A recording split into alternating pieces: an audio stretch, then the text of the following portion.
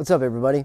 I'm JJ, and this is Door Gunner 47, and today I have HK's SP5, a semi-automatic, roller-delayed, blowback operated, magazine-fed 9mm pistol. But before I get into the SP5, I want to start by saying that I'm not sponsored by any of the product manufacturers you see in this video. Everything you see in this video I've either bought with my own money or is on loan to me so I can make these videos. With that being said, let's get into the SP5. And I'll start real quick with the operation of it. Like I said, it's a roller-delayed blowback operation.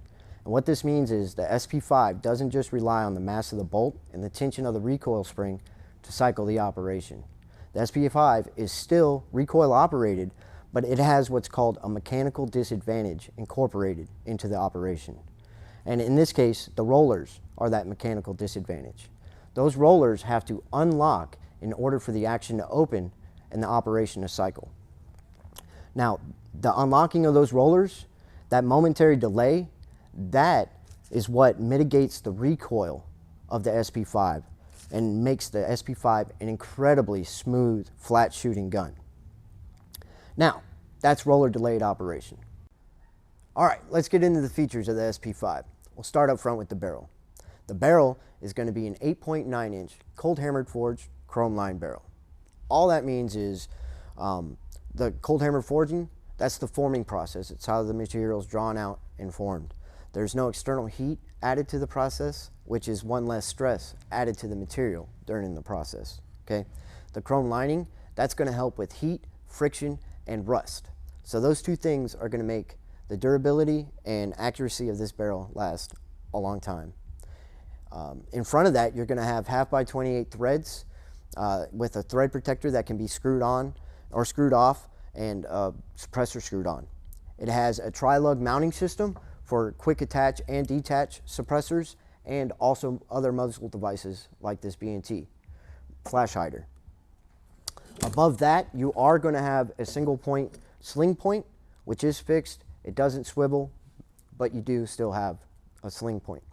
You have a polymer handguard, which has a lot of surface area to grab onto and make stabilizing the pistol that much easier. You can swap the handguard out. It's real quick and easy. It's just this little pin.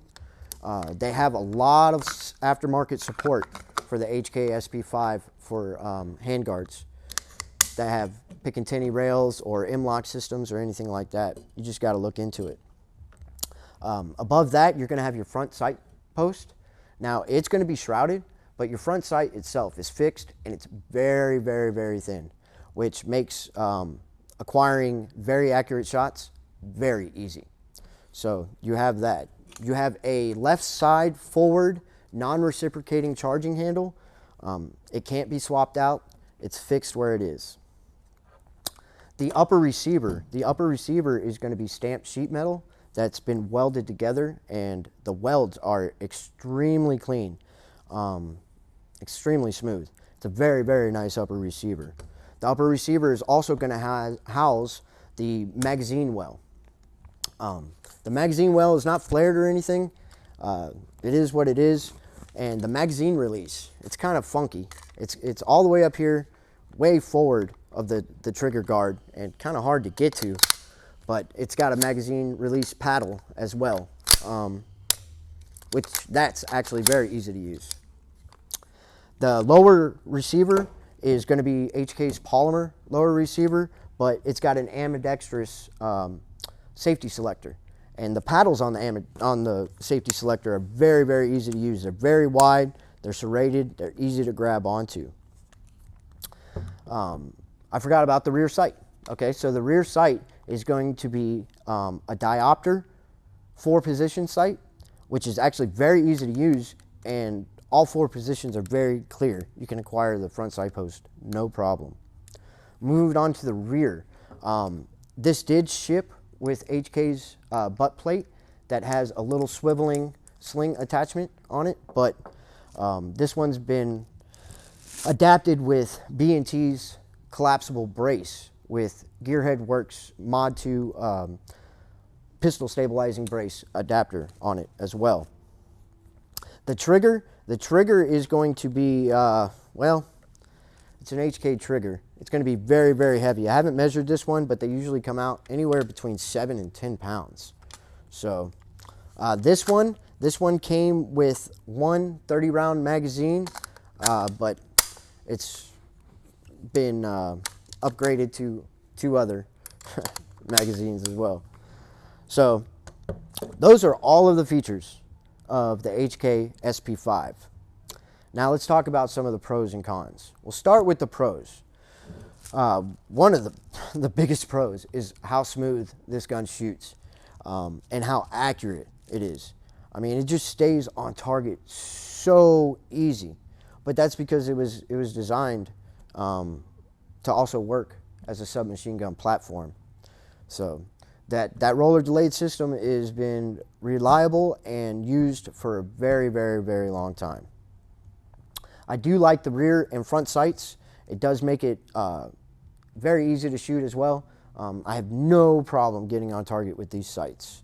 I love the barrel, the fact that it's cold hammered forged and chrome line. It's going to last almost forever. The mounting system for tri-lugs, I really like that. This one, I do like the collapsible brace. It works very well for me. The cons. The cons are that it's only got one ambidextrous control. I mean, the paddle release could be considered one, but this one was dropped in after it was bought. So that's that. The trigger's real heavy, and the charging handle's only on one side. But other than that, shoot, man, this thing was incredibly fun to shoot. It's crazy accurate. It's really, really, really an awesome pistol, besides my dislikes about it. Yeah, if you can get your hands on an HK SP5, you're going to have a lot of fun with it. It's really easy to train with, practice with. It's easy to use. It really is.